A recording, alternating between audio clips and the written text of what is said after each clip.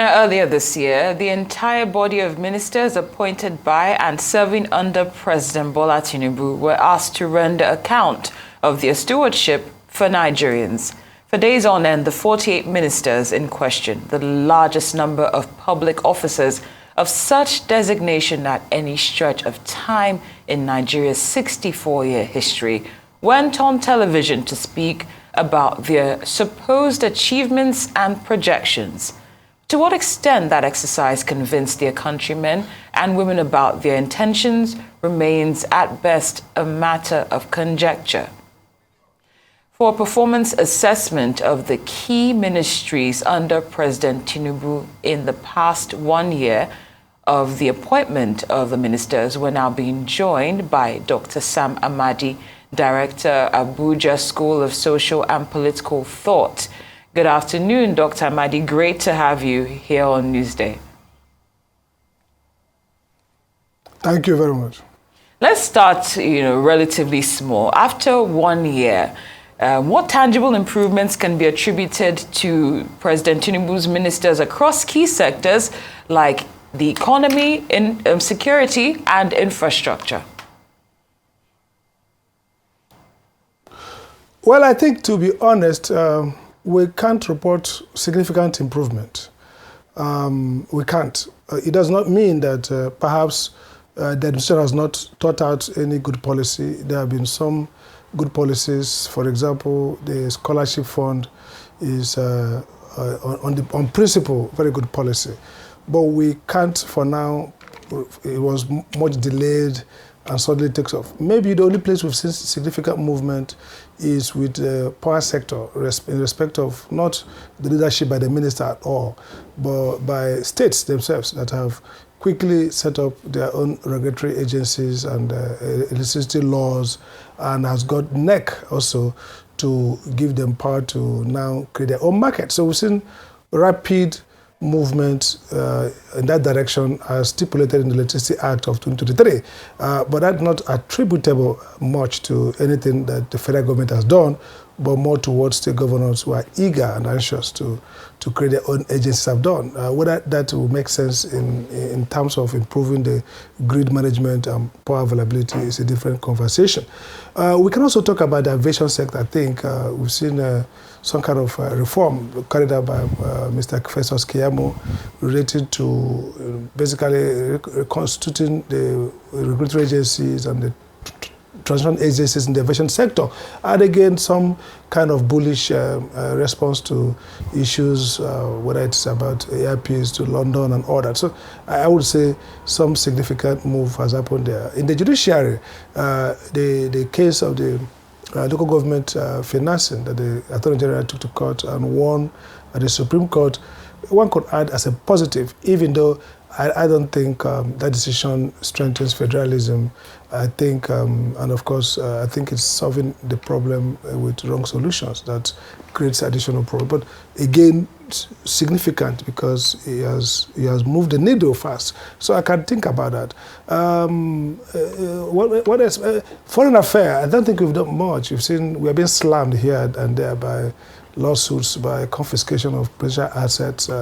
We hear minister blame states authorities for not carrying them along when evidence shows that the federal government were also part of those transactions. So we've not seen successful diplomacy either to prevent those kind of assault on sovereignty or to quickly tit for tat or kind of force a reversal. But as we rather we've seen the Chinese companies working perhaps with the Chinese state, kind of taking hold of more assets. So I think in those areas you see clear failure. On economy, the big deal here, in my view, we've not seen significant de-escalation of inflation or even interest rate. Of course, is being used as a strategy to perhaps deal with inflation. So inflation is still high. We've seen a small shift, small in decimal point, but month to month, but not year to year. So primarily, whatever economic policies they're cooking has not started yielding in any sense.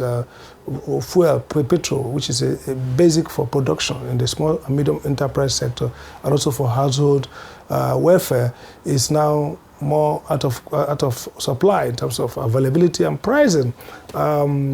So basically, all the indicators, whether it's in terms of unemployment, in terms of poverty reduction, or in terms of social welfare indicators, we've not seen in the last 1 year much. In fact, we've seen things have worsened actually. Maybe they can get better in the future, but for now, they've not gotten better. So, and then even the quality of the economic policy themselves and the way they articulated and implemented, gaps, it's a weakness. So it's not like, yes, it's possible that some of the policies might yield result in the second year, but you can begin to see that they are well articulated and well communicated and properly implemented. Works Minister has done some job here and there, but so far you can't, in a year, you can't say we've seen significant improvement in interstate roads. I mean, the massive Lagos Calabar Coastal Road is actually not a priority. Maybe it can be delivered. Maybe it will add to gross domestic product in 5-10 years, but we've not seen any focus recovery of Nigeria roads. I just flew yesterday, and I can tell you the airport is overused. Everybody's on. Those who can't afford it are all flying. A country whose mode of travel is flight, is flying from state to state. It's not a viable country. It can never be. A road network is critical to economic growth in many multiple sense. And so if people can't transit from Abuja to Enugu by road or whatever because of bad roads and hazards, security everywhere, that country is not going to have any significant improvement. So I would call road works poor because I've not seen the improvement on these roads that interconnect cities and states. So on the whole, we can't say there's significant improvement or recorded performance or achievements if you look at sector by sector. Ministries like culture and creative economy basically missing, in my view. The marine sector, not that they do nothing, but really they can't really say that the little they have done created some kind of significant improvement either in outcomes, concrete, or even in outputs in terms of what the deliverables that we can assess as okay, this quality of regulation. Think around even the digital economy itself, which we've seen also that systems have been shut down, hacked, and all that. So basically, I think the government has under-delivered in multiple ways. Right, and also the question is, how does that lead to the frightening insecurity that is within the country? Those ministries, it doesn't seem like they have collaborated, or maybe they have, on trying to tackle this. What is your opinion on how they've dealt with this particular subject? The issue with insecurity is that it has, multiple inflows. So first is, of course, the work of the agencies themselves. People talk about banditry, or in terms of kidnapping, or in terms of terrorism. We have to, the kinetic aspect, which requires agency collaboration, we've not been very successful. I mean, the Nigerian military has recorded good results in eliminating, liquidating some cells of criminals or terrorists, and they report it daily, but that's good. But the supply side is that poverty, injustice, lack of governance across the states mean that the supply side is increasing. So you're going to get more criminals, you get people out of work, no employment. State governors are not pulling their weight in creating livable cities and providing socioeconomic support for their citizens. So we are increasing the number of criminals, and that's why it looks like nothing's happening. So you look at practical measure. If you think in terms of how many communities that are still suffering under the terrorism of Boko Haram, they're still there. If you think in terms of, just a few days ago, they attacked one of the northern states and took many into captivity and kidnapping. Many people are killed. Those reports are everyday reports. So that's one measure. And like I spoke before, look at the whole of Benue.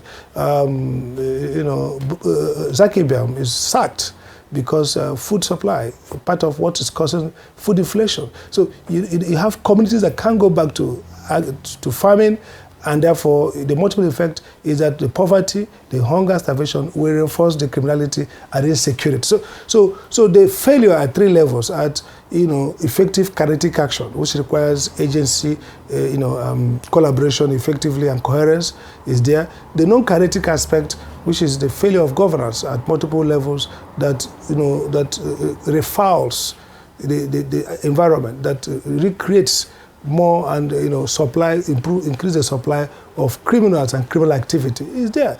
And again, you also see that the fact that the economy is not producing in terms of socioeconomic well-being of the people, the fact that inflation, the fact that hunger and starvation is projected to increase dramatically, means that we might see that at the end of it, we are back to insecurity. Insecurity will still grow and increase. That's the point.